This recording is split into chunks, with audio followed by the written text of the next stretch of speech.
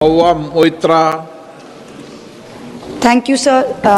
Thank you. I've got a question for the Honourable Minister, who is also here. Following the question my colleague asked on the question of general insurance and especially medical insurance. So, the Minister mentioned that of the complaints made to the IRDA through the Bima Bharosa, he said most of them were in the life insurance and 99,000 claims have been settled via this portal in the field of medical insurance. Now, sir, all of us, every single one of us here have parents or relatives who have gone through small surgical procedures at private hospitals, and for the sum of 3 lakhs, 4 lakhs, under 5 lakhs, sir, they either try and do excessive delay in paying the money or they try and curtail the amount. The attitude is how not to pay the money.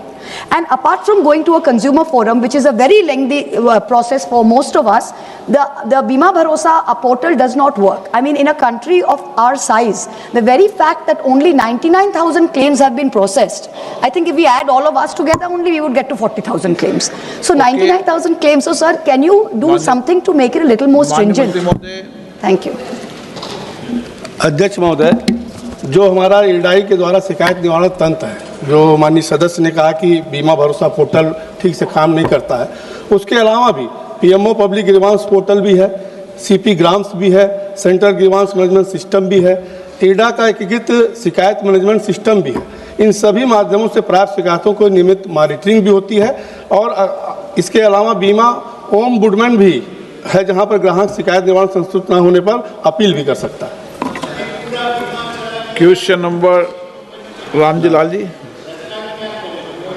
माध्यम से माननीय मंत्री जी से जानना चाहता हूं कि बीमा के नाम पर पंजाब पीएनबी, मेटलाइट, स्टेट बैंक, मेटलाइट करके कंपनियां काम बीमा का कर रही हैं और आम जनता ये समझकर कि ये पंजाब नेशनल बैंक का शाखा है और उसमें बीमा कराती हैं और उसमें बड़े पैमाने पर धांधली हो रही है।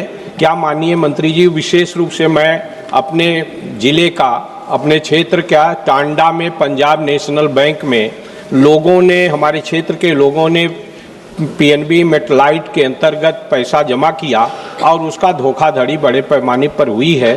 तो मैं आपके माध्यम से माननीय मंत्री जी से ये जानना चाहूँगा कि क्या इस तरह के जो धोखाधड़ी है उसको रोकने के लिए कोई समुचित व्यवस्था करने का काम करेंगे?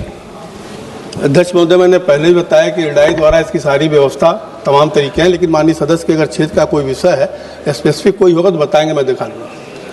Question number 27